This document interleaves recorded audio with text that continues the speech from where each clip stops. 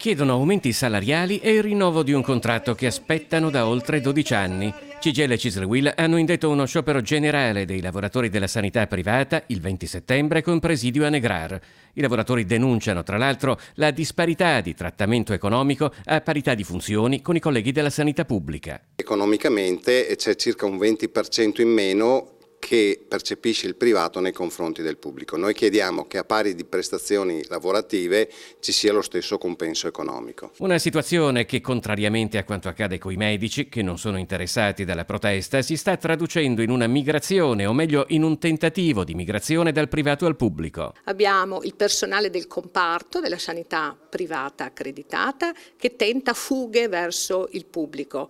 Per fare un esempio, 120 infermieri dell'ospedale Sacro Cuore di Negrar hanno partecipato alla selezione per il posto di infermiere presso l'azienda ospedaliera di Verona. Le strutture della sanità privata accreditate in Veneto sono complessivamente 27 con 3.705 posti letto.